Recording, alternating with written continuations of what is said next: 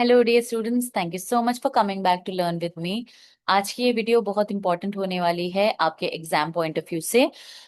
ये उन बच्चों के लिए स्पेशली बहुत फायदेमंद होने वाली है जो राइटिंग स्किल्स को अभी शुरू कर रहे हैं, बहुत कम जानते हैं उसके बारे में। समझ में नहीं आता कि एग्जाम्स में कैसे लिखें, जबकि आपको पूरी स्टोरी ऑलरेडी पता होती है, लेकिन आपको सेंटेंस फॉर्मेशन में प्रॉब्लम होती है। और आप कभी कभी आपको टेंसेस के बारे में बहुत बेसिक पता होता है, सही पता नहीं होता कि कौन सी वर्ब की फॉर्म लगाएं। जब हम आंसर्स को लिखें या हम किसी चीज को समराइज करें तो हमें स्टोरी पता है, लेकिन उसको फ्रेम करना हमें नहीं आता। तो जो बिगनर्स है राइटिंग के लिए, उनके लिए एकदम आइडियल वीडियो है। आज हम स्टार्ट करेंगे साथ में समरी हम कैसे लिखें, या क्वेश्चन के आंसर्स मोस्टली किस टेंस में दिए जाते हैं और किस तरह से आंसर्स को फ्रेम किया जाता है वो सीखेंगे।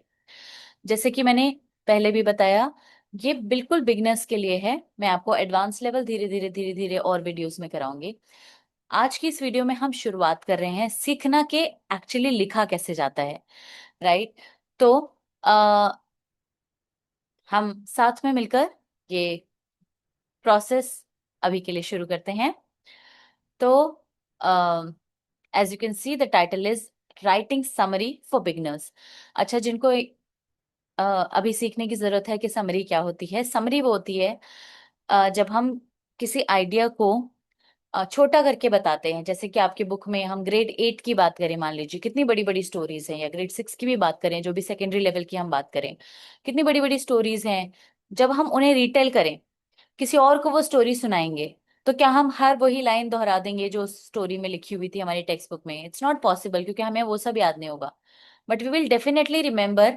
हमें डेफिनेटली ये तो याद रहेगा कि उसमें मेन मेन इवेंट्स क्या हुए थे, मेन मेन कैरेक्टर्स क्या थे, वो मेन मेन क्या काम कर रहे थे। उतना हमारे लिए इम्पोर्टेंट है बताना, उतने में हम पूरी स्टोरी को सुना देंगे, है ना।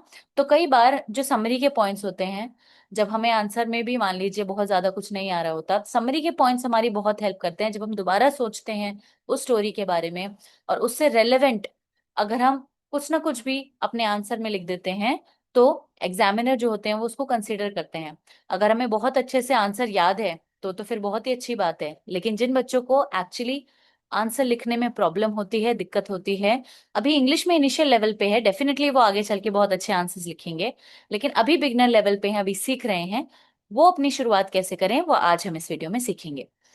तो चलिए, सबसे पहले तो हम देखेंगे कि प्रेजेंट सिंपल में हम हमेशा कोशिश करेंगे कि हम अपने आंसर्स को फ्रेम करें। प्रेजेंट सिंपल एक टेंस है। अब टेंस क्या होता है, जो जिनके लिए ये बात न्यू है, टेंस होता है हम किस समय पर कोई बात कर रहे हैं। जैसे कि आ, मैं आ रही हूँ, या मैं आई थी, या मैं आऊंगी। अगर हम हिंदी में बोलें तो अलग अलग समय की बात हो रही है, जिसमें पता चल रहा है कि आने का जो काम है वो हो चुका है या हो रहा है, या फिर आगे जाके किसी वक्त में होगा, है ना, अभी नहीं हुआ है। तो इसी तरह इंग्लिश में भी हमें टाइम का पता होना चाहिए जब हम लिख रहे हैं या बोल रहे हैं, है ना, कि आ, किस वक्त में वो बात हो रही है। तो प्रेजेंट सिंपल टेंस ऐसे ही, जैसे मैंने लगाया आऊंगी, आई थी, आ रही हूं, तो कुछ ना कुछ चेंज हुआ सेंटेंस में जिससे हमें वक्त का पता चला। तो ऐसे ही इंग्लिश में भी 3 टेंसेस होते हैं, हर लैंग्वेज की तरह। Past, present, simple. पास्ट में हम पुराने समय की बात करेंगे, प्रेजेंट में हम अभी के समय की बात करेंगे, फ्यूचर में हम आने वाले वक्त की बात करेंगे। ठीक है। तो उसमें हम बहुत डिटेल में अभी नहीं जाएंगे टेंसेस में, बिकॉज ये आपका सिर्फ समरी राइटिंग का सेशन है। इसमें हमें एक टेंस की जरूरत है, हम उस टेंस की बात करेंगे। और वो भी उस टेंस की भी हम बहुत गहराई में नहीं जाएंगे, हम उतना ही सीखेंगे इस सेशन में जितना हमें अपने आंसर्स को फ्रेम करने की जरूरत है, जितना हमें अपने समरी लिखने के लिए जरूरत है, हम उतना ही सीखेंगे आज। ठीक है। हम टेंसेस की एक सेपरेट क्लासेस लगाएंगे, उनमें हम टेंसेस को, एक एक टेंस को बहुत गहराई में समझेंगे। तो अभी हम फोकस करते हैं अपने आज के टॉपिक में, जो है समरी राइटिंग, जिसके लिए हम यूज करेंगे प्रेजेंट सिंपल टेंस। तो प्यारे बच्चों, जब भी मैं अपने बच्चों को भी किसी भी ग्रेड के बच्चों को इंग्लिश लिखना सिखाती हूँ, that is the this is the first tense that I teach to them. यही सबसे पहला टेंस होता है जो मैं उन्हें सिखाती हूँ, क्योंकि ये टेंस हमारे स्कूल की लाइफ में, हमारी राइटिंग स्किल्स में सबसे ज्यादा इंपॉर्टेंट है। तो देखिए, प्रेजेंट सिंपल टेंस एक्चुअली क्या होता है, ये उस समय की, उस काल की बात करता है जो कि प्रेजेंट में हो रहा है, लेकिन हम तब यूज करते हैं इसको जो चीजें रिपीट हो रही हैं बार बार। है ना, उन चीजों के बारे में बात करने के लिए, या किसी की कोई हैबिट है उसके लिए बात करने के लिए। इसके और भी कुछ यूज हैं, अभी आज के सेशन के लिए हमारे लिए इंपॉर्टेंट है हैबिचुअल और रिपीटेड एक्शन के लिए, या फिर किसी स्टोरी को रिटेल करने के लिए, समराइज करने के लिए, जो कि आज के हमारे सेशन का सबसे इंपॉर्टेंट पॉइंट है। जब हम किसी स्टोरी को रिटेल करें, यानी कि स्टोरी को दोबारा बताएं, है ना, किसी ने मुझे स्टोरी सुना दी, या मैंने कहीं स्टोरी पढ़ ली, या मैंने कहीं स्टोरी मान लीजिए सोशल मीडिया पर सुनी, तो अब मुझे उस स्टोरी को किसी और को बताना है। तो जो लाइनें उसने बोली थी वो मैं थोड़ी बोलूंगी, मुझे याद भी नहीं रहेंगी उसने एग्जैक्टली क्या क्या वर्ड्स बोले थे, तो मैं अपने शब्दों में उसको सुनाऊंगी, है ना। लेकिन मुझे मेन इवेंट्स पता होने चाहिए, मेन कैरेक्टर्स पता होने चाहिए, वो क्या कर रहे थे, कैस किस तरह स्टोरी शुरू हुई, किस तरह एंड हुई, कहाँ पर वो स्टोरी घटित हो रही थी, वो सब बस पता होना चाहिए, है ना। और इसी को हम समराइजिंग के तौर पर भी ले सकते हैं, यानी कि हम छोटा करके स्टोरी को बताएंगे। तो इसके लिए हम यूज करते हैं प्रेजेंट सिंपल। अब प्रेजेंट सिंपल आखिर होता क्या है, तो चलिए मान लीजिए मैं हिंदी में कहूं, या तो मैं कहूं मैं जा रही हूं, यानी कि जाने का काम अभी हो रहा है, मैं जा रही हूं। लेकिन मैं कहूं मैं जाती हूं, मैं उस मार्केट हमेशा जाती हूं, है ना। या मैं कहूं मैं उस मार्केट जा रही हूं, मैं सेंट्रल मार्केट जा रही हूं, का मतलब क्या हुआ, मैं तो अभी चल के जा रही हूँ। मैं सेंट्रल मार्केट जाती हूँ, यानी कि मैं बहुत वो काम रेगुलरली करती हूँ, मैं जाती हूँ। इसका मतलब ये नहीं है कि वो काम अभी चल रहा है, वो मेरी हैबिट को बता रहे हैं, या मेरे किसी रिपीटेड एक्शन को बता रहे हैं कि ये काम रिपीट होता रहता है, मैं वहां जाती रहती हूँ। मैं स्कूल जा रही हूँ, यानी कि अभी जा रही हूँ, राइट नाउ कंटिन्यू हो रहा है वो काम। मैं स्कूल जाती हूँ, है ना, तो मेरी हैबिट को बता रहे हैं, या मेरे किसी रिपीटेड एक्शन को बता रहे हैं कि ऐसा होता है। लेकिन एक बात पर गौर कीजिए, जब हम किसी को कोई स्टोरी दोबारा सुनाते हैं, है ना, तो हम कैसे बोलते हैं किसी स्टोरी में, अच्छा फिर ना एक चोर आ जाता है, वो उसके घर में चोरी कर लेता है, फिर चोरी करने के बाद वो सारा सामान इकट्ठा कर लेता है, वो सामान को अपने बैग में भर लेता है, फिर वो वहां से भाग जाता है। तो जैसे मैंने जाती हूँ, जाता है, मैंने अपने रिपीटेड एक्शन के लिए बताया। तो जब मैं कोई स्टोरी दोबारा सुनाती हूँ, उसकी एंडिंग्स भी तो यही है कि वो आता है, वो जाता है, ता है, ती है, ते हैं, है ना। तो एग्जैक्टली जिनकी एंडिंग्स, जिन सेंटेंसेस की, बहुत सिंपल वे में समझिए, जिन जिन भी सेंटेंसेस की एंडिंग इस तरह होती है कि ता है, ती है, ते हैं, तो उनके लिए हम इस्तेमाल करते हैं प्रेजेंट सिंपल टेंस। अब ये तो हुई हमारी बात कि हमें प्रेजेंट सिंपल टेंस की आखिर में क्या होता है वो समझ में आया, ये रिपीटेड एक्शन को बताते हैं या किसी स्टोरी को दोबारा से समझाने के लिए इस्तेमाल होते हैं, वो समझ में आया। अब एक्चुअली हम हिंदी में इस बात को लिखें कैसे, चलिए वो सीखते हैं। वही तो सबसे इंपॉर्टेंट है समरी लिखने के लिए। Present simple tense, present simple tense का क्या मतलब है, हम रूल्स में बिल्कुल भी नहीं जाएंगे, हमें उस तरह से इंग्लिश बिल्कुल भी नहीं सीखनी है जो हम आज पढ़े और कल हम फिर भूल भी जाते हैं कि okay subject plus V plus ES plus whatever ING, this is this rule, फिर आज हम पढ़ के उसको कल भूल जाते हैं। हमें ऐसे इंग्लिश नहीं सीखनी है, हमें इंग्लिश को सीखना है उसके प्रैक्टिकल यूज के जरिए। तो चलिए हम इस सेंटेंस को देखते हैं, मैं प्रेजेंट सिंपल के आपको सीधे सेंटेंस दिखाती हूँ। She works in a school का मतलब हुआ, आप इतने इंग्लिश जानते हैं, वर्क्स काम करना, है ना, शी लड़की के लिए इस्तेमाल होता है। She works in a school, इसका मतलब हुआ वो एक स्कूल में काम करती है। They work in a school, दे मतलब वो लोग, एक से ज्यादा लोग हैं। They work in a school, वो स्कूल में काम करते हैं। Neha works in a school, Neha school में काम करती है। ठीक है। अब ये नेहा वर्क्स में नेहा जो है हम जानते हैं जो काम को करता है सेंटेंस में वो सब्जेक्ट होता है, तो नेहा यहाँ पर सब्जेक्ट है। और वो सिंगुलर है कि प्लूरल है, नेहा एक लड़की है कि बहुत सारी लड़कियां हैं, तो वो एक लड़की है तो वो सिंगुलर हो गई। Neha works in a school, तो सिंगुलर के लिए हमने यहाँ देखिए वर्क्स लगाया, लेकिन प्लूरल के लिए यहाँ पर देखिए हमने, दे था एक से ज्यादा लोग हैं तो हमने यहाँ पर वर्क लगाया। शी एक लड़की के बारे में बात हो रही है तो भी हमने यहाँ पर वर्क्स लगाया। ठीक है। अब तो हमने थोड़ा सा सेंटेंसेस पे गौर किया कि अच्छा जब हम सिंगुलर की बात करेंगे, जब सब्जेक्ट हमारा सिंगुलर होगा यानी कि एक ही इंसान की बात हो रही होगी, तो हम लगाएंगे वर्ब के साथ, वर्क काम है, तो हम वर्ब के साथ लगाएंगे एस या तो ईएस। ये हमें तब पता चलेगा जब हम बहुत सारी वर्ब्स को पढ़ लेंगे और हमें पता चल जाएगा कि अच्छा इनके साथ एस लगता है, इनके साथ ईएस लगता है। इनके भी कुछ रूल्स होते हैं, लेकिन हम इस सेशन में किसी भी रूल्स के अंदर नहीं जाने वाले, क्योंकि हमें सिंपली समरी लिखना सीखना है। ठीक है, वो हम और सेशंस में सीखेंगे। तो she works in a school, तो सिंगुलर था, इसलिए हमने इसके साथ सब्जेक्ट के साथ जो वर्ब है इसके साथ एस लगा दिया एंड में। यहाँ पे तो प्लूरल था, इसलिए हमने इसके एंड में एस नहीं लगाया। नेहा भी सिंगुलर थी, इसलिए हमने इसके एंड में एस लगा दिया, क्योंकि ये इसकी वर्ब है। तो जब मैं अपनी क्लास में अपने स्टूडेंट्स को हमेशा सिखाती हूँ तो मैं उन्हें ऐसे याद करवाती हूँ, और आपको भी, since you all are also my students online, तो आप किस तरह से इसको लर्न करेंगे। देखो, मैंने आपको अभी बताया कि शी क्या है, सब्जेक्ट है, और सब्जेक्ट क्या है, सिंगुलर है। ठीक है, सब्जेक्ट सिंगुलर है, हम जानते हैं। नेहा, ये तो एक ही लड़की की बात हो रही है। तो जब आप सिंगुलर में एस लगता है ना, यहाँ पे सिंगुलर एस से स्टार्ट होता है ना, तो आप यहाँ भी एक एस ही लगा दो। किसी किसी में ईएस लगेगा, वो हम वर्ड के हिसाब से देखेंगे। ठीक है, लेकिन याद ऐसे रखना है कि सिंगुलर है, सिंगुलर भी एस से आता है, तो हम यहाँ पर एक एस लगा देंगे, ऐसे हमेशा याद रखना है। अब दे तो एक से ज्यादा लोग होते हैं, वो लोग उनकी बात हो रही है कोई, लेकिन एक से ज्यादा है, ये तो प्लूरल है। तो क्या ये एस से स्टार्ट हुआ? नहीं, ये तो एस से स्टार्ट नहीं हुआ, ये तो प्लूरल पी से स्टार्ट हुआ। तो चलो, जब एस से स्टार्ट ही नहीं हुआ तो यहाँ पे हम एस क्यों लगाएं? हम यहाँ पर एस नहीं लगाएंगे, इसको खाली वर्क ही छोड़ देंगे, है ना। चलिए इसको देखते हैं अब। नेहा, नेहा क्या है? नेहा तो एक लड़की का नाम है, और एक ही है ना, बहुत सारी लड़की को की तो बात नहीं हो रही। Neha works in a school, Neha school में काम करती है, एक ही लड़की की बात हो रही है। तो अब हम क्या लगाएंगे? तो हमने देखा है तो सिंगुलर है, तो चलिए यहाँ पर भी एक एस लगा देते हैं, क्योंकि सिंगुलर तो एस से स्टार्ट होता है। तो हम हमेशा अपने सब्जेक्ट को चेक चेक करेंगे, वो अगर सिंगुलर है, सिंगुलर तो एस से स्टार्ट होता है, तो हम उसकी वर्ब में भी जाकर एस लगा देंगे। ठीक है, बहुत बहुत बहुत सिंपल है ये कॉन्सेप्ट, राइट। और सबसे ज्यादा सिंपल है, ये जो हमारा टेंस है सबसे ज्यादा सिंपल है, और हमारी स्कूल की लाइफ में सबसे ज्यादा इस्तेमाल भी होता है। चलिए कुछ और भी एग्जाम्पल्स के जरिए हम समझते हैं।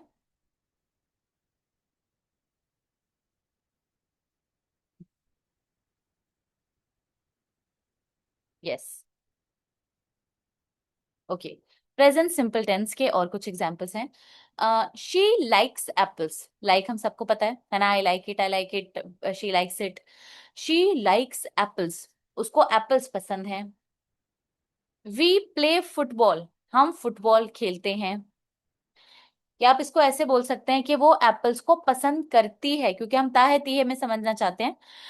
वी प्ले फुटबॉल, हम फुटबॉल खेलते हैं। ही रीड्स अ बुक, वो एक किताब को पढ़ता है। दे वॉच टीवी, वो टीवी देखते हैं, राइट। अब फिर से चलिए इसको, हमें तो ये तो पता चल गया कि ताहे तीहे पता चल जाता है। कैसे पता चल जाता है? जब भी वर्ब की फॉर्म जो है वो बेस फॉर्म होगी, या तो बेस फॉर्म का मतलब होता है या तो वर्ब सिंपल लिखी होगी, आपने पढ़ा होगा ना, वर्ब की first form, second form, third form, ING form, S या ईएस फॉर्म। बेस फॉर्म का मतलब कुछ भी नहीं लगाना, सीधा वर्ब लिख देनी है। तो ये तो बेस फॉर्म है ना, ये सारी बेस फॉर्म्स हैं एक्चुअली, लेकिन इनके अंदर सिर्फ क्या लग रहा है, हम कहीं कहीं पे एस आई एस जोड़ते हैं, जो कि हमने अभी ऑलरेडी सीख लिया है, और प्रैक्टिस करते हैं एस आई एस लगाने की। चलो, शी एक है कि अनेक है? एक ही लड़की की बात हो रही है, तो ये तो हो गई भाई सिंगुलर, सिंगुलर हो गई। अच्छा, ये तो एस से स्टार्ट होता है सिंगुलर, तो चलो तो इसके वर्ब में एक एस लगा देते हैं, एल आई की, लाइक, हमने एक एस लगा दिया। वी प्ले फुटबॉल, हमने प्लेस क्यों नहीं लगाया? तो चलो सब्जेक्ट को देखते हैं, सब्जेक्ट क्या है?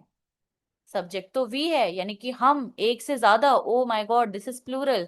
तो ये तो अगर प्लूरल है, तो ये तो पी से स्टार्ट हो रहा है, ये तो एस से स्टार्ट होता, सिंगुलर होता तो हम एस लगाते ना, तो चलो हम यहाँ पर एस नहीं लगाएंगे। तो ये जो प्ले है, प्ले का प्ले ही रहेगा, हम इसमें कुछ भी नहीं लगाएंगे। चलो, ही क्या है? एक लड़का है कि बहुत सारे लड़कों की बात हो रही है? एक ही लड़के की बात हो रही है, तो ये तो हुआ सिंगुलर। ओ अच्छा, ये तो सिंगुलर है इसके, इसमें तो चलो इसके एंड में भी हम एक एस लगा देते हैं, ये तो सिंगुलर था इसीलिए, तो इसके वर्ब में भी एक एस लगा देते हैं, तो रीड का रीड्स हो जाएगा। He reads a book. They watch TV, they एक से ज्यादा लोग, वो लोग टीवी देखते हैं। ठीक है, ओ ये तो प्लूरल है, एक से ज्यादा है, ये तो पी हो गया। तो यहाँ पर हमें पी एस से तो स्टार्ट नहीं हो रहा, तो हम यहाँ पर क्या एस लगाएंगे? हम यहाँ पर एस इसीलिए नहीं लगाएंगे। नो क्रॉस, यहाँ पर भी जो प्ले था हमने इसमें नहीं लगाया क्रॉस। ठीक है, क्यों नहीं लगाया? हम आई थिंक आई होप हमने बहुत सारे एग्जाम्पल्स कर लिए, आप बहुत अच्छे से समझ गए होंगे। हमें अभी के लिए सिर्फ इतना ही सीखना है कि किस तरह हम subject plus verb plus object कर पाए। देखिए, बहुत सिंपली, आई होप आपको इतना पता होगा, लेकिन सिंपली एक रिवीजन कर लेते हैं। सब्जेक्ट होता है जो किसी भी सेंटेंस में काम को करता है, और वर्ब होता है जो काम वाले शब्द होते हैं, एक्चुअली काम क्या हो रहा है, और ऑब्जेक्ट होता है जो उससे रिलेटेड जो भी एक्स्ट्रा इन्फॉर्मेशन दी होती है उसको हम ऑब्जेक्ट में रखते हैं। जैसे कि सब्जेक्ट हुआ वी, हम लोग, क्योंकि हम काम कर रहे हैं इसमें, वी प्ले फुटबॉल। प्ले क्या हुआ? ये काम हुआ तो वो वर्ब हो गई। फुटबॉल क्या हुआ? ऑब्जेक्ट हो गया। प्यारे बच्चों, कोई भी सेंटेंस सब्जेक्ट और वर्ब के बिना पूरा नहीं हो सकता है, लेकिन ऑब्जेक्ट ना हो तो भी काम हमारा चल सकता है। सब्जेक्ट और वर्ब हमें चाहिए। अगर मैं बोलूं वी प्ले, तो इतना भी सेंटेंस कंप्लीट सेंटेंस है, इसमें कोई भी प्रॉब्लम नहीं है। वी प्ले, हम खेलते हैं, बिल्कुल कंप्लीट सेंटेंस है। ही रीड्स, वो पढ़ता है। क्या पढ़ता है हम बता भी सकते हैं, पर नहीं भी बताएंगे तो ऐसी कोई इसमें ये सेंटेंस गलत नहीं हो जाएगा। सो सब्जेक्ट और वर्ब के बिना सेंटेंस नहीं बन सकता है, तो सब्जेक्ट और वर्ब का हमें कॉम्बिनेशन चाहिए होता है किसी भी सेंटेंस को कंप्लीट करने के लिए। आई होप इतनी स्टोरी हमारी बहुत अच्छे से क्लियर है। हम डेफिनेटली ये टेंस और बाकी सारे टेंसेस भी जरूर सीखेंगे अलग वीडियोस में। अभी हम उतना सीख रहे हैं जितना हमें समरी जानने के लिए इम्पोर्टेंट है। तो चलिए, अब हम और थोड़ी सी इंफॉर्मेशन को पढ़ते हैं इसके बारे में। ग्रेट। प्रोनाउंस, देखिए मैंने आपको समझा दिया पहले ही, लेकिन एक बार फिर से प्रोनाउंस की तरफ नजर डालेंगे ताकि हमारे सेंटेंसेस जो हैं वो गलत ना हो। सिंगुलर में हमने देखा, वर्ब हम लगाते हैं तो सिंगुलर क्योंकि एस से स्टार्ट होता है तो हम एस आई एस लगा देते हैं साथ में। प्लूरल में बेस फॉर्म ऑफ वर्ब रखते हैं, यानी वर्ब की फर्स्ट फॉर्म में कुछ भी नहीं लगाना। पी से स्टार्ट हो रहा है भाई, एस से स्टार्ट होता तो एस आई एस लगाते हैं। जब पी एस से स्टार्ट ही नहीं हो रहा तो हमें कुछ नहीं लगाना, पी से स्टार्ट हो रहा है कुछ भी नहीं लगाना हमें, तो हमें वर्ब की सिंपली बेस फॉर्म लगा देनी है। ओके, अब सिंगुलर सब्जेक्ट्स क्या क्या होते हैं प्रोनाउंस में, है ना? और प्रोनाउन अगेन मैं बच्चों को कैसे याद कराती हूँ अपने, जिनको थोड़ी सी कंफ्यूजन हो, अब आप नहीं भूलेंगे। नाउन होता है किसी चीज का नाम, नाउन नेम, नाउन नेम, ऐसे हम याद करते हैं। प्रोनाउन, प्रोनाउन है नाउन की जगह पर यूज होने वाले, नाउन की जगह जो भी पर यूज होंगे उनको कहते हैं हम प्रोनाउन। तो जैसे कि यहाँ प्र आ रहा है और ये तो हो गया नाउन, तो हम कह देंगे इसको कि नाउन की जगह पर यूज होते हैं, इसे हम प्रोनाउन कहते हैं। ठीक है, ऐसे याद रख सकते हैं आप। ओके, तो नाउन की जगह पर क्या क्या यूज होते हैं? ही शी इट यू वी दे, इतने सारे यूज होते हैं। ठीक है, तो हमने देखा कि सिंगुलर में से क्या क्या हो सकते हैं, यानी कि सिंगल एक ही इंसान की जिसमें बात हो रही होती है या एक चीज की बात हो रही होती है, वो क्या हो सकते हैं? वो हो सकते हैं ही शी इट, नेम, या किसी का कोई रिलेशन, किसी का नाम, मैंने कहा नेहा सीमा बबीता, राइट? तो ये सब नाम हो गए। रिलेशन क्या होंगे? जैसे मदर फादर, जो भी एक रिलेशन है ना, मदर फादर सिस्टर ब्रदर, ये सारे क्या हो गए? हमारे एक एक रिलेशन हो गए, ये भी तो सिंगुलर रिलेशंस हैं। तो ये हो गए हमारे सारे सिंगुलर। अब हमारे प्लूरल क्या होते हैं? देखिए, आई एक्चुअली में सिंगुलर है, लेकिन बहुत सारी जगह पर ऐसे बिहेव करता है जैसे कि वो प्लूरल है। तो हम ऐसे याद रखते हैं कि आई में बहुत ज्यादा प्राउड होता है, गुरूर होता है कि आई मैं, तो वो अपने आप को एक से ज्यादा समझता है, राइट? तो वो अपने आप को प्लूरल की तरह ट्रीट करता है, हमेशा नहीं बट बहुत सारी सिचुएशंस में। तो इसमें टेंस, इसमें हम देखेंगे कि हम वर्ब की फॉर्म आई में प्लूरल की तरह इस्तेमाल करेंगे। ठीक है, तो आई, मैं, वी, हम, यू, आप, दे, वो लोग, लेकिन प्लूरल में। किसी का नाम, है ना, जो हम एक से ज्यादा नाम ले रहे हो, जैसे नेहा एंड रुखसार, है ना, दो नाम हमने एक साथ में ले लिए, तो प्लूरल नेम होंगे जब भी। या रिलेशन, हमने बोला पेरेंट्स, ग्रैंड पेरेंट्स, है ना, ये तो प्लूरल रिलेशंस हो गए, है ना, एक से ज्यादा लोगों की बात हो रही है, तो हम इनको प्लूरल प्रोनाउन मानेंगे और उनके हिसाब से हम वर्ब को इस्तेमाल करेंगे। ठीक है। एक और इम्पोर्टेंट चीज है हमारे लिए जानना, पोजेशन। पोजेशन यानी कि कोई चीज किसी के पास हो तो इस टेंस में हम उसको कैसे बोलेंगे। जैसे कि ऐसे ही याद कराते हैं, कराती हूँ मैं हमेशा अपने बच्चों को कि ये सिंगुलर है, इसमें भी एस लग रहा है ना, सिंगुलर में एस लग रहा है तो हम हैज लगाएंगे किसी चीज के सॉरी, किसी चीज के कोई चीज पास होगी तो हम सिंगुलर में एस लगाएंगे एंड में। सो सिंगुलर हैज, ये इसके एंड में एस है तो यहाँ पे आप एस लगा दो। प्लूरल तो पी से स्टार्ट होता है, इसमें तो नहीं है तो हम इसमें हैव लगाते हैं। तो जो दो ही तो वर्ड थे हमारे पास, हैज और हैव इस टेंस में, है ना। किसी के पास कोई चीज हो वो बताने के लिए इस्तेमाल होते हैं। हमारे पास दो ही तो वर्ड थे, हैज और हैव। कंफ्यूजन कैसे दूर करें, सिंगुलर एस से स्टार्ट होता है, हैज के एंड में हम एस लगा देंगे, बस वेरी सिंपल। जो दूसरा बचेगा वो प्लूरल के लिए इस्तेमाल हो जाएगा, वो तो हैव है। चलिए ज्यादा डिटेल में नहीं जाएंगे इसकी, अब हम फटाफट से स्टार्ट करते हैं अपनी समरी को। I hope it is clear to you. जिन बच्चों के लिए ये बिल्कुल ही न्यू है, बिल्कुल पहली बार है, आपको घबराने की जरूरत नहीं है। आप बने रहिए इस वीडियो में साथ में। बहुत सी चीजें हमें रूल समझ के नहीं आती, बहुत सी चीजें हमें प्रैक्टिकली जब हो रही होती हैं तो आती है। अब मैं आपको आपके सामने, अभी तक मैंने आपको सिर्फ समझाया है, अब मैं आपको आपके सामने समरी बनाकर जब दिखाऊंगी तो आप बहुत बेहतर तरीके से सीख पाएंगे। और उसके बाद जब आप एक समरी खुद से बनाएंगे तो आप बहुत ही अच्छे से सीख पाएंगे। उसके बाद आपका लर्निंग लेवल उस टॉपिक को लेकर आप और भी ज्यादा कॉन्फिडेंट हो पाएंगे। तो ठीक है, सबसे पहले अब हम साथ में प्रैक्टिकली देखते हैं बना के कि जितना भी हमने टेंस को सीखा क्या हम उसको इम्प्लीमेंट कर पाए, क्या हम उसको यूज कर पाए। प्यारे बच्चों, इट्स नॉट वेरी इंपॉर्टेंट, और ऐसा हमेशा नहीं होता कि आपको आ, एक बार सुनते ही याद हो जाए, है ना। आपको सारे रूल्स याद हो जाएं, ओ एस कहाँ लगता था, ई एस कहाँ होता था, लगता था। थोड़ी ट्रिक्स आपने सीखी हैं, उससे जरूर आपकी हेल्प हो पाएगी, लेकिन एट द सेम टाइम आपको घबराने की जरूरत नहीं है। आप इस वीडियो में वापस जा सकते हैं, है ना, यही तो फायदा है वीडियोस का। आप इस वीडियो में वापस जा सकते हैं, 5-7 मिनट जहां से आपको नहीं समझ में आया वापस जाके उसको रूल को देखकर आ जाइए, ताकि आप साथ साथ में सीखते सीखते भी आपके लिए कुछ प्रोडक्टिव हो सके। तो चलिए, सबसे इंपॉर्टेंट चीज, अभी तक अगर नोटबुक लेकर नहीं बैठे हैं तो प्लीज बैठ जाइए, क्योंकि आप साथ साथ में बनाएंगे तो आपकी लर्निंग और भी ज्यादा स्ट्रांग होगी। सो चलिए, अच्छा, अब मैं हमेशा जैसे अपने बच्चों को सिखाती हूँ, समरी कैसे बनाई जाए किसी भी चीज की। समरी यानी स्टोरी को छोटा करके हम किसी को सुना रहे हैं, बस इतना ही समझो अभी, है ना। उसको छोटे शब्दों में बताना, कम शब्दों में बताना। तो सबसे पहले आप क्या किया करें, जब आप बिगिनर हैं, बाद में एडवांस लेवल पे आपको जाके नहीं करना है, लेकिन अभी तो हम सीख रहे हैं ना, ये वीडियो तो उनके लिए जो अभी सीख रहे हैं, बिगिनर्स हैं। तो जो बिगिनर्स हैं वो अपने लिए उस स्टोरी के नोट जरूर बनाया करें सबसे पहले, ताकि आपके दिमाग में जो स्टोरी का एक फ्लो है वो बना रहे। जैसे कि शुरू में स्टोरी में क्या हुआ, उसके बाद स्टोरी में क्या हुआ, उसके बाद स्टोरी में क्या हुआ, ये स्टेप्स हैं, ये सोचने का तरीका है। तो इसमें, इस वीडियो में हम बनाने का तरीका सीख रहे हैं, ना कि हम किसी एक पर्टिकुलर स्टोरी के बारे में सीख रहे हैं। हम एग्जाम्पल के लिए एक स्टोरी जरूर ले रहे हैं ताकि आप सीख पाए बनाना, लेकिन आप मेरे प्रोसेस पे ध्यान देंगे। किस तरह मैम बनाती जा रही हैं उस तरह आपको प्रोसेस पे ध्यान देना, और वैसे वैसे आपको स्टेप्स को फॉलो करना है।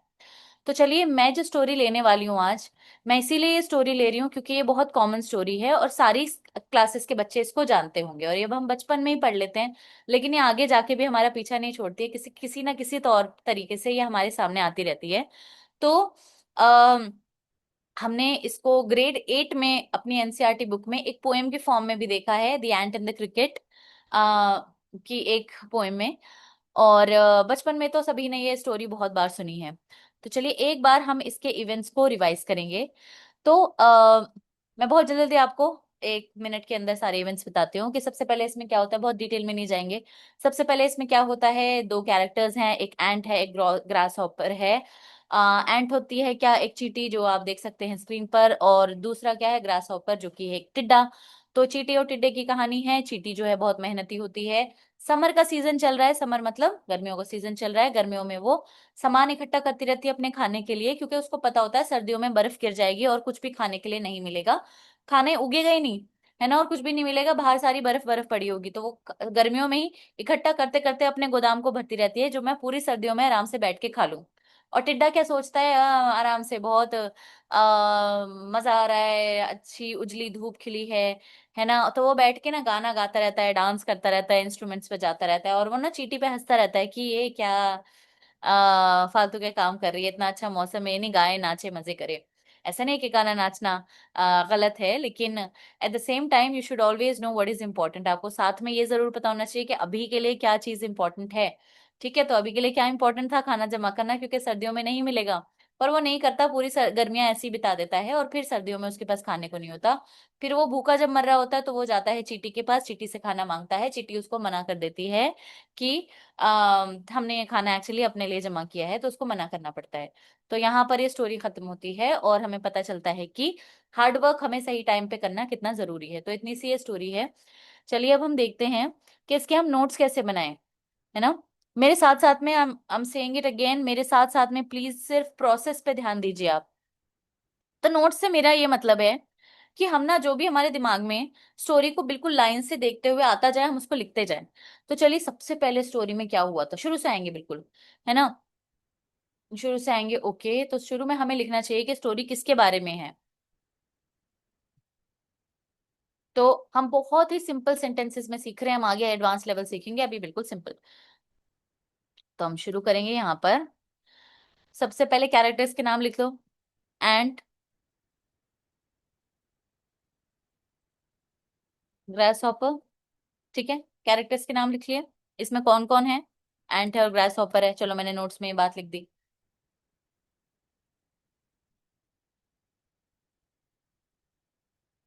एंट और ग्रास ग्रास हॉपर लिख दिया। चलो, अब स्टोरी में हुआ क्या, ये तो हमने कैरेक्टर्स लिख लिए। या या हमें टाइम के बारे में बताना हो, वो स्टोरी टू स्टोरी डिपेंड करेगा। ठीक है, चलो हमें, अब हम स्टोरी में क्या हुआ। Ant hard working, and how hard working. या फिर आप लिख सकते हो, हमें हार्ड वर्किंग वर्ड भी बहुत मुश्किल लगता है, मान लीजिए। एंड वर्क्स, एंड वर्क्स छोटे छोटे लिख रहे हैं। नोट्स का मतलब होता है आप अपने लिए बना रहे हो, या आपको टीचर को चेक नहीं कराना है, आप अपने लिए, अपने दिमाग के लिए बना रहे हो कि मैं भूल ना जाऊं इसके बाद क्या हुआ, उसके बाद क्या हुआ। बस आपको लाइन से पता रहे कि क्या क्या हुआ। ठीक है। एंट ग्रास हॉपर शुरू में क्या थे, वो थे। एंट काम करती है, एंट वर्क्स। अब वर्क्स क्यों आया, वर्क क्यों नहीं आया। अगेन एंट क्या है, सिंगुलर है। सिंगुलर तो एस से शुरू होता है, और हम इसीलिए उसकी वर्ब के एंड में एस लगा देते हैं। ठीक है, तो हम साथ साथ में ग्रामर के ये रूल रिवाइज करते चले जाएंगे। ठीक है, एंट वर्क्स। ओके, तो ग्रास हॉपर क्या कर रहा है,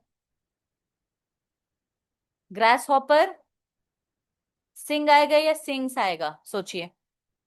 ओके, तो आपके सोचने का तरीका क्या होना चाहिए, ग्रास हॉपर सिंगुलर है या प्लूरल है। ये तो सिंगुलर है, एक ही ग्रास हॉपर की बात हो रही है। तो हम, सिंगुलर तो एस से शुरू होता है, तो हम सिंग के बाद में क्या लगा देंगे, यहाँ पर एस लगा देंगे। Grass hopper sings, comma, dance आएगा या डांसेस आएगा।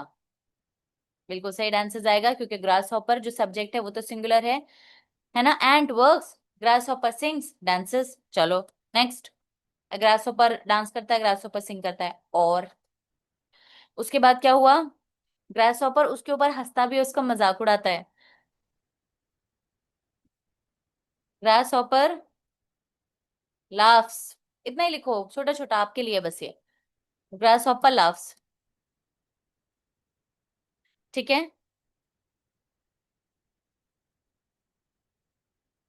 एंड,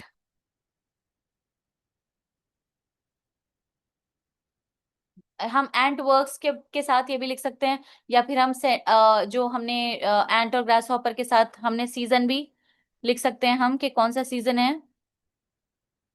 ये तो समर चल रही थी, आप इसको अलग पॉइंट भी बना सकते हैं, ये तो आप ही के नोट्स हैं। एंट कलेक्ट्स फूड।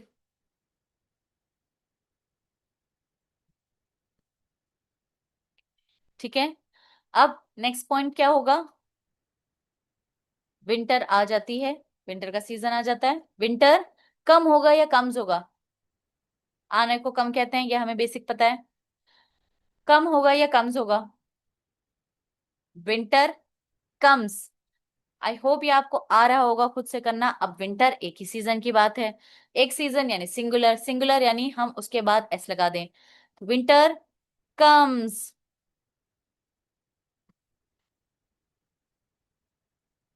Grass hopper. अब किसी के पास कोई चीज होती है सिंगुलर में, मैंने आपको क्या बताया, हैज या हैव लगाते हैं। हैज हम कब लगाएंगे, जब सिंगुलर होगा, क्योंकि उसके अंदर भी एक एस आ रहा है, तो ग्रास हॉपर तो सिंगुलर है। तो हम ऐसे नहीं लिख दें कि उसको has, grasshopper has no food, grasshopper has no food. अब वो क्या करता है, एंट से मांगने जाता है।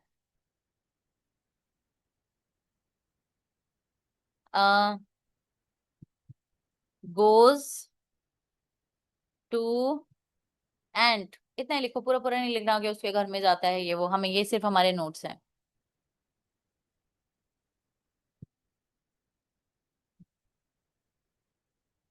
शी रिफ्यूजेज, रिफ्यूज कर देना, मना कर देना, she refuses. He sad, he sad. आप अपने लिए लिख रहे हो है ना, इसमें कोई पूरा सेंटेंस हमें नहीं बनाना है कि ही सैड तो गलत हो गया, एक्चुअली सेंटेंस के हिसाब से तो गलत हो गया, लेकिन हमें, ये तो हमारे नोट्स हैं, हम तो इसको सोचने के लिए लिख रहे हैं खाली। चलिए अब इनसे कंप्लीट सेंटेंस बनाते हैं और पूरी समरी बनाते हैं, तो इसका तरीका हम सीख रहे हैं। तो चलो, सबसे पहले हमें क्या लिखना चाहिए, उसके कैरेक्टर्स क्या हैं। तो आप हमेशा अपनी समरी को ऐसे स्टार्ट कर सकते हैं, इन दिस स्टोरी, इस स्टोरी में, हमें पता है बहुत सिंपल इंग्लिश है, in this story there are, there is, simple लिखो और simple, there is an ant, इसमें एक एंट है, एंड अ ग्रास हॉपर,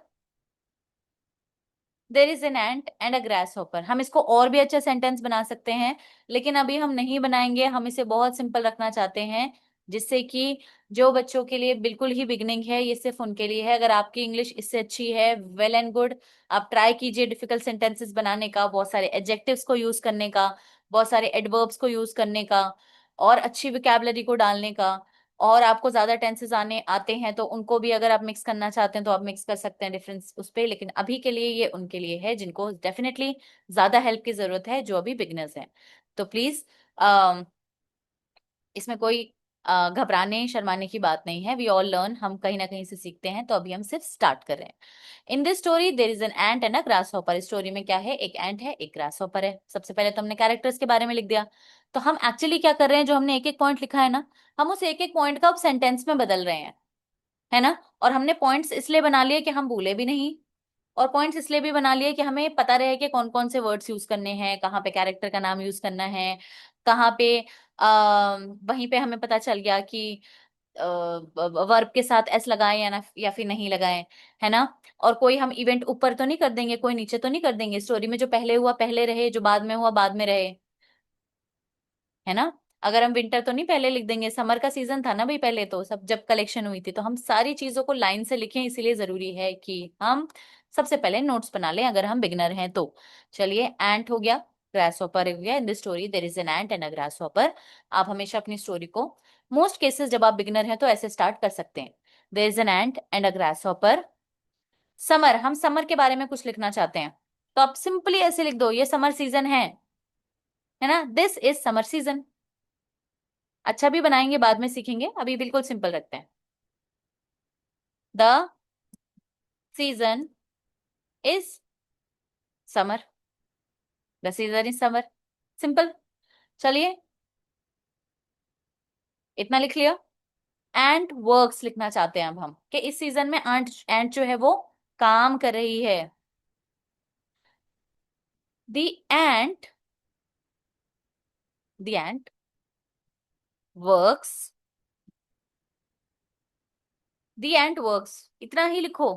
अभी हम बिगनर हैं, कुछ ज्यादा नहीं लिखेंगे, द एंट वर्क्स हार्ड लिख सकते हैं, द एंट वर्क्स हार्ड, इतना हमको आता है, द एंट वर्क्स हार्ड, वो बहुत मेहनत से काम करती है, ठीक है।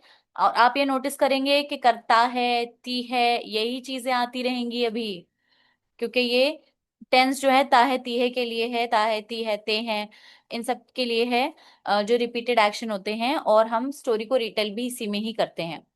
तो एंट जो है मेहनत से काम करती है। Grass hopper sings and dances. अभी हम ये भी नहीं सीख रहे हैं कि ग्रास हॉपर काम नहीं करता है, क्योंकि हमें तो सिंपल सेंटेंस आते हैं। भाई हमें नो वाले तो सेंटेंस आते ही नहीं है। हमने डू नॉट नहीं पता, हमें डज नॉट नहीं पता, हमें कहाँ लगाना है अभी नहीं सीख रहे हैं। मैं आपको एक सेपरेट वीडियो में सिखाऊंगी डू नॉट डज नॉट। अभी हम इतना सीख रहे हैं कि हमारा बिल्कुल ही बेसिक काम चल जाए, और उसमें भी वो सेंटेंसेस हमारे जो हम लिखे पर वो बिल्कुल सही हो, वो हमारे गलत नहीं हो, और जो हम समरी लिखे वो भी हमारी एब्सोल्युटली करेक्ट हो, वो गलत नहीं हो। ठीक है। तो grass hopper sings and dances, तो हम लिख देते हैं but the grass hopper sings and dances all the time, जोड़ दो इसमें all the time. All the time तो बहुत सिंपल है, हम रोज बोलते हैं all the time, all the time. ठीक है। But the grass hopper sings and dances, इतना भी लिख सकते थे, वो भी ठीक है। ऑल द टाइम अगर हम जोड़ना चाहें, वो तो हर समय गाता रहता है। चलो हमने जोड़ दिया। आगे, ग्रास हॉपर लाफ्स। अब हम इसको बढ़ा सकते हैं कि किसके ऊपर हंसता है, कोई जोक मारा था किसी ने, किस चीज के ऊपर हंसता है, वो तो चींटी के ऊपर हंसता है कि ये क्या कर रही है, पागलपन। ठीक है। The grasshopper laughs, the grasshopper laughs. अब हम किसी के ऊपर हंसते हैं तो हम बोलते हैं laugh at, laughs at the ant. The grasshopper laughs at the ant.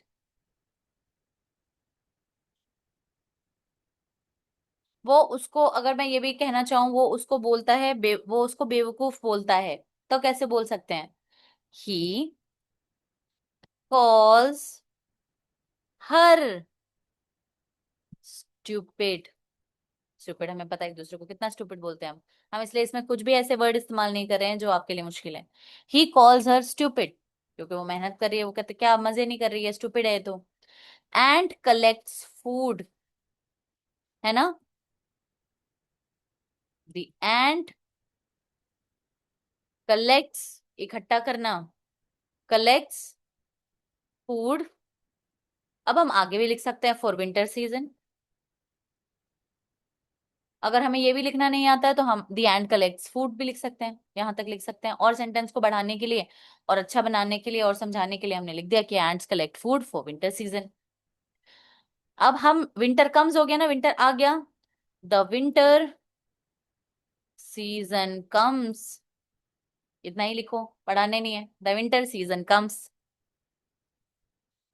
The grasshopper has no food. अब ये तो हमारे पास ये पॉइंट है, the grasshopper has no food. हमें और भी लिखना है, मान लो हमें हंगरी पता है, क्योंकि हंगरी बच्चों को पता होता है, वो हमेशा हंगरी रहते हैं, स्कूल में उनको लंच टाइम चाहिए होता है जल्दी जल्दी, क्योंकि वो हंगरी रहते हैं। तो the grasshopper has no food. Don't, doesn't, ये सब हमने नहीं सीखा, तो हम यूज ही नहीं कर रहे हैं। ये बिल्कुल सही सेंटेंस है, the grasshopper has no food, उसके पास कोई भी फूड नहीं है। ठीक है। ही इज हंगरी, वो भूखा है, वेरी सिंपल। जैसे आप बोलते हो I am hungry, ma'am I am hungry, सब बोलते हैं बच्चे। We are hungry, we are hungry, so he is hungry. ठीक है। गोज टू एंट, कहाँ जाता है? एंट के पास जाता है। ही गोज टू एंट। आग आप इतना भी रख सकते हो, लेकिन अब अगर आप आगे बढ़ाना चाहते हो तो ये भी लिख सकते हो, ही आस्क्स, पूछता है उसको, फॉर फूड। और अच्छा बनाना चाहते हो, मान लो आपको दो तीन वर्ड और आते हैं, तो आप बोल सकते हो कि ही रिक्वेस्ट हर फॉर फूड, है ना। लेकिन अभी हम बहुत सिंपल रखना चाहते हैं। Goes to ant, he asks for food. The ant refuses. The ant refuses, मना कर देती है ant. Grasshopper is sad now. वो सैड है क्योंकि उसके पास खाने को नहीं है। Grasshopper is sad now. अब हम इसको और भी बना सकते हैं, और भी बढ़ा सकते हैं कि हमें ये सीखने को मिला कि हमें मेहनत करनी चाहिए। और या फिर एंट ने ये बोला कि तुमने मेहनत नहीं की, मैंने मेहनत की थी, मैंने जमा किया था, तुमने जमा नहीं किया था, तो यहाँ से भागो, मैं नहीं दूंगी। ये सब हम लिख सकते हैं। पर हम सिर्फ बिगनर्स के लिए सीख रहे हैं। हम बहुत न्यू हैं अभी इसमें। तो अगर न्यू जो इंग्लिश सीख रहा है और वो इस टेंस को सीखकर और इतने छोटे छोटे सेंटेंसेस भी बनाए, सो इट्स अ विक्ट्री। आपके लिए बहुत बड़ी जीत है, अचीवमेंट है कि आप छोटे ही सेंटेंसेस भले ही बना रहे हो, लेकिन आप कहानी को एक मुकम्मल तरीके से, पूरे तरीके से सुना पा रहे हो, लिख पा रहे हो। और साथ ही में बहुत इजी इजी शब्दों को इस्तेमाल करके आप लिख रहे हो, लेकिन आप ग्रामर की मिस्टेक नहीं कर रहे हो। है ना, आपको पता है कहाँ पे क्या शब्द लगाना है, चाहे आपके सेंटेंसेस छोटे हैं, चाहे आपकी समरी छोटी है, लेकिन आपकी जो लैंग्वेज है वो बिल्कुल ठीक है ना। जब आप क्वेश्चन का कोई आंसर लिखने बैठ रहे हैं तो वो अपने आप में ग्रामेटिकली करेक्ट है और आइडिया वाइज भी करेक्ट है। आपने इसमें कोई भी ऐसी चीज फालतू नहीं डाली है कि जो स्टोरी में नहीं थी, मनगढ़ंत कुछ भी हमने नहीं लिखा है। Right. So it's very important कि हम धीरे धीरे लैंग्वेज को सीखते जाएं। आप जो बच्चे अच्छा लिखना जानते हैं और अच्छा लिखना चाहते हैं वो और भी अच्छे अच्छे शब्दों का इस्तेमाल कर सकते हैं। हम जैसे इनके लिए बहुत सारे एडजेक्टिव्स इस्तेमाल कर सकते हैं कि वो तो बहुत हार्ड वर्किंग है ना, बहुत डेडिकेटेड है। आ, बहुत सारे हम एडजेक्टिव्स का इस्तेमाल कर सकते हैं, लेकिन अभी हमें नहीं करना है, अभी हम बिगनर्स हैं। सो आई रियली होप आपको ये समरी लिखकर, और हमें टेबल में नहीं लिखनी है भाई, ये जो समरी आपको टेबल में सिखाई गई है, आपको एक पैराग्राफ के तौर पर इसको समरी को लिख देना है जहां पे भी आप लिखें। ऐसे ही आपसे जब भी क्वेश्चंस के आंसर्स पूछे जाएं तो आप उनको, जब आप बिगनर्स हैं तो आप उनके फटाफट से 3-4 नोट्स बना लें और सोचें कि मैं इनको लाइन को ही बड़ा करके लिखना चाहती हूँ या चाहता हूँ। फिर उनको आप पॉइंट्स को बड़ा करें तो आप देखते चले जाएंगे कि धीरे धीरे करके आपके सेंटेंस फॉर्मेशन में बहुत ज्यादा इजाफा हो रहा है, बहुत इंप्रूवमेंट हो रही है। So thank you so much everyone for watching it till the end. I really hope you understood something new today. आपने कुछ ना कुछ इंग्लिश का एक न्यू स्ट्रक्चर सीखा और साथ ही में उसका यूज भी सीखा। आपने एक टेंस के एक यूज को बहुत अच्छी तरह सीखा कि ये टेंस जब भी हम क्वेश्चन आंसर्स लिखें तो कैसे यूज करें, जब भी हम समरी लिखें, किसी स्टोरी को दोबारा सुनाएं तो हम कैसे यूज करें। बहुत सिंपल है। SEIS वाला रूल मैंने आपको एक ट्रिक के जरिए समझाया जो आपके दिमाग में रहेगा बहुत टाइम तक फिट, और या फिर लाइफ टाइम तक भी।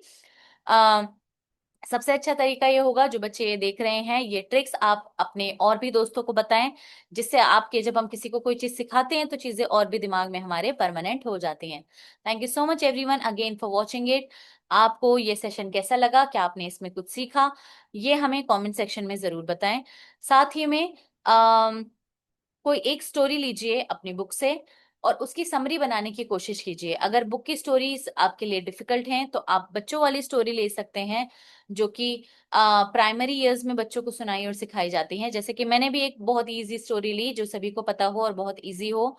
तो आप भी, मैं आपको एनकरेज करूंगी कि आप समरी बनाने की कोशिश करें, ऐसे ही पॉइंट वाइज आप समरी बनाने की कोशिश करें। जो एक कछुए वाली और खरगोश वाली कहानी है उसकी, जो कि सभी ने सुनी है, ताकि वो बड़ी कॉमन सी रहे आपके लिए और ज्यादा आपको स्टोरी पढ़ने के लिए स्ट्रगल ना करना पड़े।